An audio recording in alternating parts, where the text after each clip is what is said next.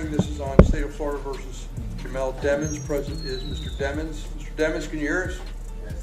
wy1su Melly revealed a message to his family during his court hearing recently, as during Melly's court hearing it was revealed his new trial date is now October 9th. This would allow wy1su Bortland's trial of October 2nd to begin a week before Melly's. However, it would also be announced wy1su Melly hires a new lead attorney, Jamie Benjamin, to replace former lead David A. Howard in the upcoming retrial. Benjamin joins the returning team of Stewart and Raven Liberty. Benjamin is a legacy criminal defense attorney with a lengthy state and federal court experience in various cases. He's won several penalty cases as well. Benjamin is also a former president of the Florida Association of Criminal Defense Lawyers. Now, wy1su Melly fired his old attorney. However, the most interesting part of the court hearing was this moment here, where it would be announced wy1su Melly smiled and said, "I'm coming home," to family members in the gallery as he was leaving the courtroom. No, I gave him that. Give us that. Movement. First part of November. Friday. Good for you guys? Number 10? Very good. State, 10? 10? November 10? That's fine. As wy1su Melly seems very confident with his new lead lawyer. However, many believe that he shouldn't. This is due to two reasons of the mistrial even being granted in the first place, as it had nothing to do with Melly's lead lawyer, who seemingly got fired for no reason. The first reason was wy1su Melly's angry lawyer. He was the reason Melly got the mistrial, as on the closing day, he was screaming over the fact the jury had to make a decision on wy1su Melly's life with such little evidence. And tell him that he's going to live life in the state penitentiary without parole or being on row. This is the investigation they want you to rely upon and say it's proof beyond and to the exclusion of every reasonable doubt? I guess so, according to them.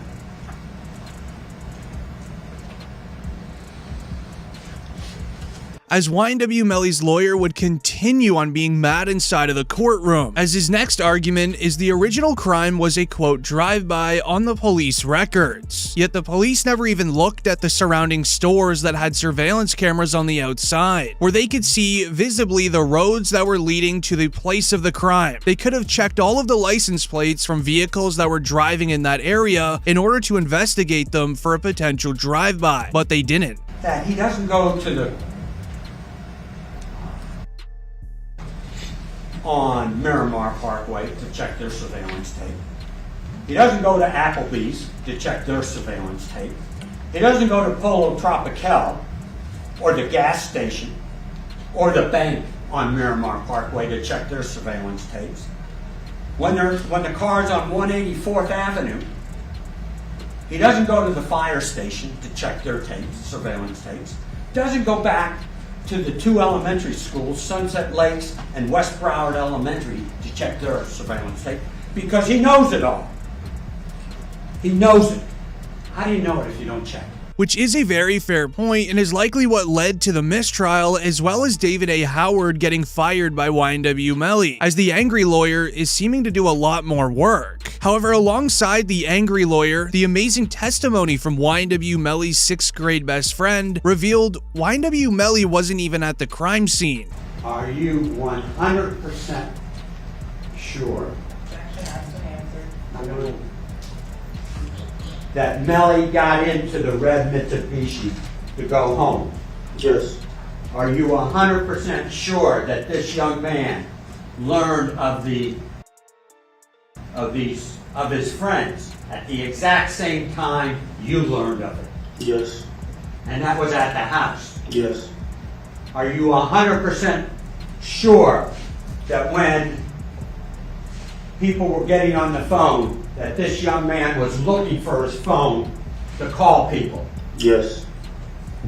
This helped wy1su Melly get a mistrial in a massive way, as Davis would then even double down his claim of wy1su Melly not even being there, sharing that Melly was picked up by members that were in the red vehicle that was parked at the recording studio. wy1su Melly was picked up due to the members in the red vehicle needing somebody with a set of house keys to let them into the wy1su mansion. Okay, so the only two people you know who had a key to the house was this young man Yes.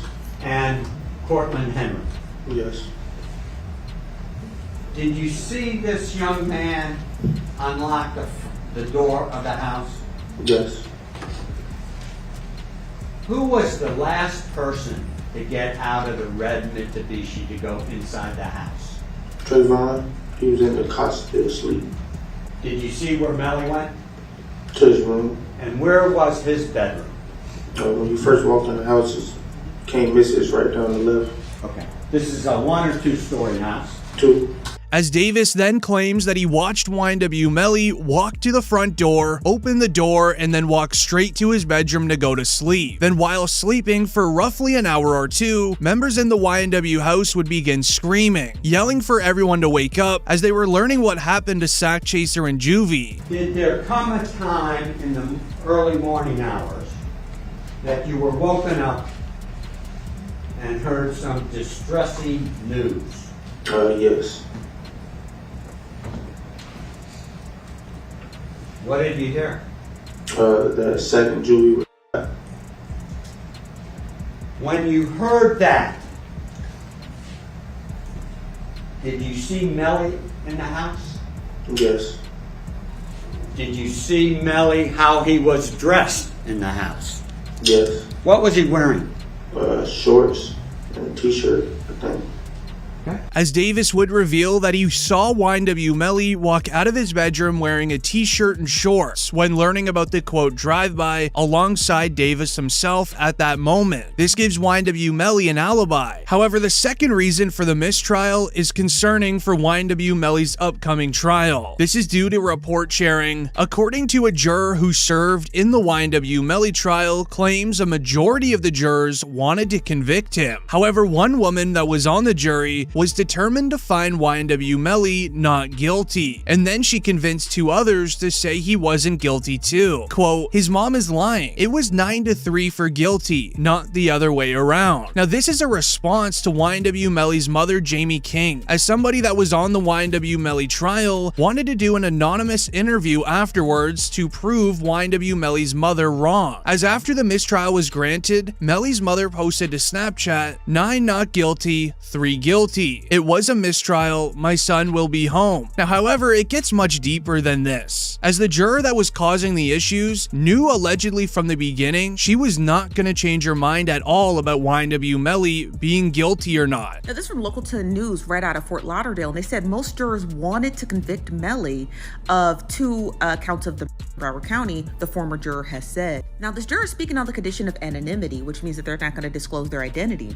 The juror blamed the mistrial on one woman who served on the jury who appeared to be determined to acquit Jamel Demmons. The juror goes on to say that from day one, she had issues with the 4-person selected, at one point crossing her arms and saying that she was done. When another juror asked to not shut down and she set her feelings aside, she was manipulative, she was rude, she yelled insults at everyone, and she was just had a different opinion.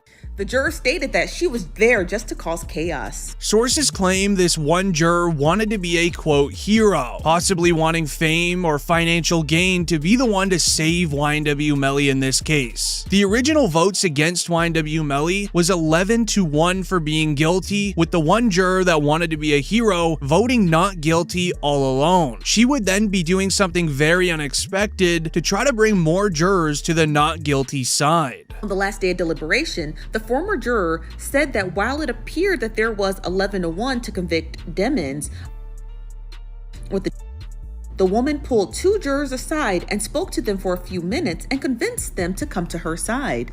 They stated, and I quote, "Then she came over and announced to the group that they had changed their minds, but when another juror asked why she was speaking for them, the former juror said, adding that the woman then hurled insults, including at the man who was questioning her. And without an agreement, Broward County Circuit Judge John J. Murphy declared the mistrial, and you guys remember that. As if it wasn't for this juror that wanted to be a hero, wy1su Melly would be sentenced to life inside a prison right now. However, the juror that did the interview mentioned why they even spoke about the trial in the first place, wanting to expose the one juror that was a hero, as well as trying to expose wy1su Melly's mother. The former juror said that the decision to speak up about what happened behind the scenes resulted from reports from Demon's mother, Jamie King, who said that they were deadlocked at 9-3 in favor of an acquittal, which again, we find out from this juror, is incorrect. The former juror said it was actually the opposite. She said that she had came out because she said, I don't want someone out there changing my vote. And she then goes on to say that you tell a lie enough, it becomes the truth. Now here's the best snippet. It says the next hearing for the case is on August 4th, and Demon's team, as well as the prosecutors, agreed to start jury selection for the next trial on October 2nd. But again, we don't know if the judge is going to agree to a dual trial. Due to the second wy1su Melly trial most likely not having a juror that wants to be a hero, he now has a high possibility of being sentenced. This is likely due to the wy1su Bortland interrogation that was leaked this week, where Bortland can be heard saying this happened out of jealousy. Let's talk about why. Are you having issues with anyone? I mean, we are upcoming artists and stuff, so people like, you know, when you like start doing better than people, they start hating and stuff. You know what I'm saying? So you had some jealousy issues. Yeah, it's like jealousy issues. But goddamn, I haven't really been on there. But like he like my friend that's way now, God bless. He was telling me like, right. He always was telling me about how people, just like today, he was telling me some folks from up our way. What's up your way? Like Vero Beach? Beach. Like that's where I used to stay. You know what I'm saying? So I grew up there. So that's our hometown. You know what I'm So saying? what did your friend say about from Vero Beach? What was he saying to you? He was saying basically just like they were on like Instagram, Facebook, like sneak. This was never revealed during the wy1su Melly trial. However, it does relate to an interview on 100K Track, aka Melly's manager said during trial in an off-the-record interview, where he would answer the question of why he believes that it was a drive-by. Who would want Melly and his friends? Did anybody ever threaten him and the other guys before this happened? You know, Bortland said this was a drive-by. When you in the limelight and you're making money and things like that, you're gonna receive hate. You're gonna receive, things from everywhere, from people you know, people you don't know, people who probably feel obligated or feel, entitled to things, people who might not even know you from the campaign and just don't like you. So, as an entertainer, your life is always, being somebody or someone. As around the time the crime occurred, wy1su Melly's music career was beginning to take flight. He was still, however, recording at a local recording studio that had zero security on the outside or inside. It's very possible someone could have known the location of Melly at the time, as while at that time, Melly was being recruited by 3 street teams according to cell phone evidence shown inside the trial. However, 100K Track would then get into more detail about if it was a drive-by, then who would have done it. Bortland said this was a drive-by. Have you ever thought about who would have done something like this? It would have been so much people, it could have been so much people, because like at the end of the day, this man was like, had jewelry, had a large sum of money and things like that, and don't know where it could have came from, but I do know it came from somewhere, and maybe one day we'll use our resources to find out who really did it and bring justice to The answer of knowing wy1su Melly had cash and jewelry on him at the recording studio could be a valid reason for somebody wanting to target him. Florida is known to be a high crime area. Knowing a group of rappers are at a local recording studio with stacks of cash, including diamond jewelry, could be a golden ticket for many street members. However, later in the Bortland interrogation, the officer would then ask him, if you know who did this, would you tell me? By just telling me the truth, even if it's something that I don't want to hear, but I respect the truth rather than BS, okay? And a simple question.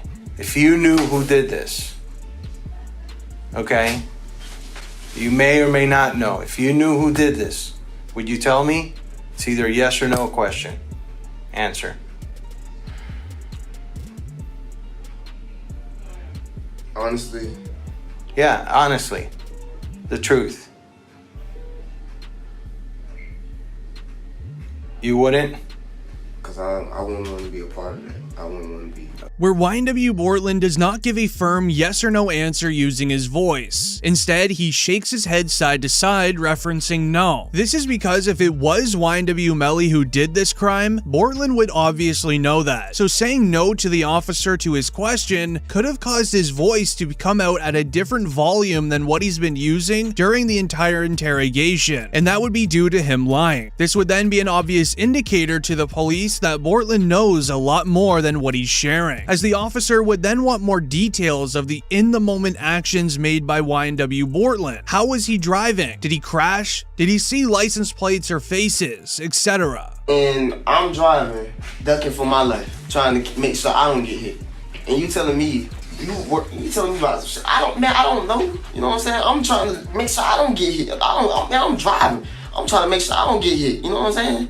What I'm gonna be worried about? You know what I'm saying? I know it's not for you to worry about. Shit crazy, bro. But if you tell me it happened there's got to be some evidence there. There's going to be broken glass, just like there's broken glass over here when you guys open the doors and stuff like that. Okay, there's going to be broken glass over there when the windows got out. There's going to be casings from the people at your car. Okay, there's going to be evidence over there. Okay, right now there's nothing. I kind of think I know what happened because I got information. With Bortland explaining to the officer the actions that he was making, it was pretty clear the officer was not buying it. As the officer even stated, he believes he knows what happened, but he doesn't want to say. And this is due to them examining the Jeep that they were driving in. It didn't look exactly like a regular vehicle that has gone through a real drive-by, which is why we saw Sergeant Williams reveal that after investigating the vehicle, there's no way this could have been a drive-by. Assignment, which is to determine if this is a drive-by.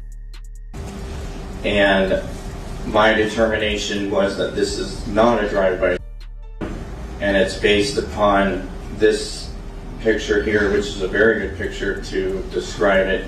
All of these rounds are done. One is done at a stationary position.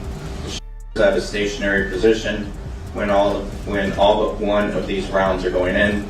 The one round that has some movement in it, which is round site L here. The actually moving in that to create the little bit of a that you see there.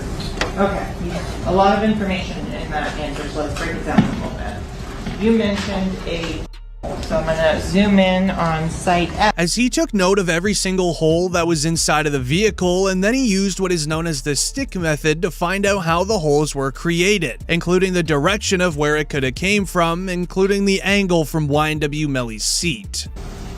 Number, you said 17 outside the car. How many rounds were inside the car? 3. And can you exclude the for Mr. Williams and Mr. Thomas is coming from outside of the car? Yes. From the driver's side back seat. As to the shot that Christopher Thomas, where did that come from? Driver's side back seat. Oh. Is it possible for there to have been 2 inside that car? No. Why not? There is no time. As with Sergeant Williams guaranteeing the crime must have occurred from the person in the back left seat, they would then call wy1su Juvie's mother to the stand to confirm where everyone was sitting in the car. Are you related to one of the victims in this case? Yes, I am. How so? I'm his mother. And who is that? Christopher Thomas.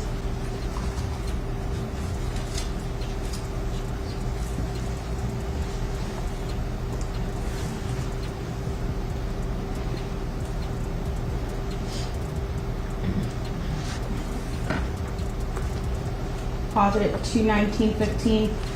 Ms. Phillips, did you see who entered into the occupants who entered into that gray Jeep? Mm-hmm. And is that a yes? Yes.